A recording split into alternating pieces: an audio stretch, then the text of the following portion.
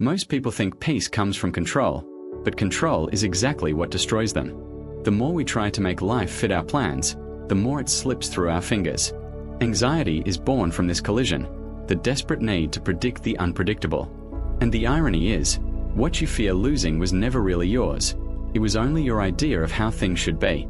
Amor Fati, to love your fate, sounds almost rebellious in a world obsessed with avoiding discomfort. But what if true freedom comes not from avoiding pain, but from accepting it, even when it hurts? The pain doesn't vanish, but it changes color. It stops breaking you and starts shaping you. And there's something deeply freeing about no longer fighting what already is. This video is an invitation, a dive into the most powerful paradox of life, finding peace in the middle of chaos. Here, you'll learn how to let go of control, turn fire into fuel, and finally say yes to the unexpected, not as surrender, but as awakening. The anxious mind has a strange habit. It tries to predict tomorrow while tripping over today. It's like trying to hold the wind in your hands. The tighter you grip, the faster it escapes. This need for control comes from fear, the illusion that everything must go right for life to work. But life isn't built to follow your script. Sometimes what we call chaos is just life teaching us to float instead of fight the current. How many nights have you lost trying to predict the future? The mind builds 1,000 scenarios. None bring peace. Stoicism teaches the opposite. You can't control the storm, only your sails. When things fall apart, that's when balance is tested. A delayed flight, for example. You can curse the airline or use the time to read the book you've been avoiding. The event is the same. The meaning changes everything. Control is an exhausting illusion. It's like holding a bird. It struggles, it hurts you, and in the end, it flies away anyway. But once you learn to let go, the weight disappears. And strangely, in surrender you discover your real strength. Because sometimes, it's through the fire of chaos that life shows you what truly matters. Thomas Edison watched his factory burn to the ground. Most people would have collapsed. He didn't. He called his family and said, "Go get your mother. She'll never see a fire like this again." While others saw destruction, he saw beauty, possibility, and rebirth. That's Amor Fati in action, seeing what looks like an ending and recognizing a beginning. The fire that consumes also purifies. Think about the times life set you on fire. Losing a job, ending a relationship, a plan falling apart. In the moment, it feels like everything's over, but later, you realize that's where everything started. Like a forest after wildfire, it grows back stronger. What you throw into the flames becomes its fuel. Pain, when aimed in the right direction, turns into energy, focus, and growth. The secret isn't avoiding the fire, it's learning to dance with it. When something inside you collapses, maybe it's just what was never meant to stand. Once you stop resisting the inevitable, you begin to use it to your advantage. And that's when the inner artist appears, the one who turns chaos into creation. There's a quiet sculptor inside every person. He works when life feels heaviest, when chaos knocks and your heart wants to give up.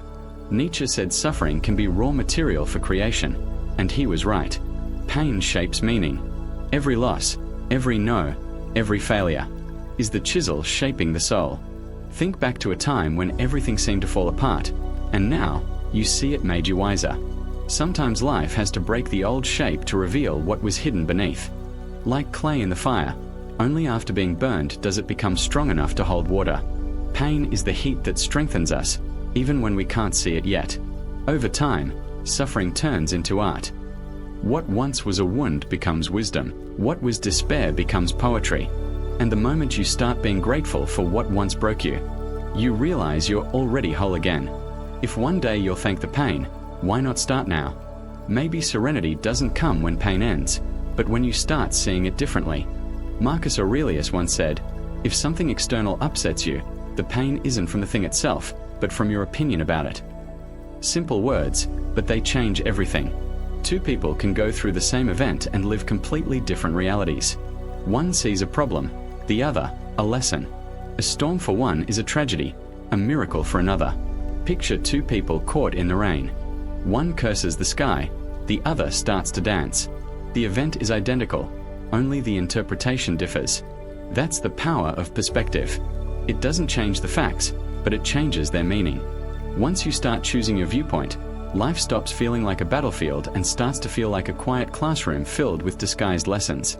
Anxiety, often, is just a blurred view of reality. When you adjust the lens, you see things were never that bad. The key isn't changing the story, it's changing the meaning. And when that calm clarity begins to bloom, something deeper appears: acceptance. The power to say yes to life, not just to what feels good, but to everything it brings. There comes a point when resistance just gets tiring. When you stop fighting what happened and simply breathe, something changes. That's when "why me" turns into "what for." Saying yes to life isn't giving up, it's trusting. It's realizing that every detour carries a hidden message. When your eyes soften, the world stops looking like an enemy and starts looking like a teacher. I remember a time when everything went wrong. Plans failed, doors closed, even friends drifted away. It was only when I stopped asking "why me" and started asking "what is this trying to teach me?" that things started to make sense. Acceptance isn't surrender, it's cooperation. Peace begins the moment you stop resisting what life has already chosen to teach you. Nietzsche said, "He who says yes to one moment says yes to all of life." Maybe that's what we are all searching for, not a painless path, but a heart that no longer runs from pain. Because the goal was never to avoid suffering, it was to see the beauty hidden behind it. And when that vision awakens, life stops feeling like a burden and becomes an invitation. So, what will you do with all this? Keep trying to control the wind, or learn to adjust your sails. Life doesn't expect you to be immune to pain, only that you stop fighting the inevitable. Every setback carries a lesson, every loss hides a new beginning. And in that dance between holding on and letting go, real peace is born. Think about the things that recently kept you awake at night. Maybe they weren't punishments, maybe they were redirections. What looks like chaos now might be the sketch of a stronger, wiser version of you. Saying yes to life is the first step to turning pain into purpose, and the unexpected into an ally. If this message made you see life differently, share in the comments what you're learning to accept. Your words might help someone else find peace in their own chaos. And if you want to keep growing, learning, and walking this path of awareness and inner strength, subscribe, turn on notifications, and keep walking with me into the Innerverse.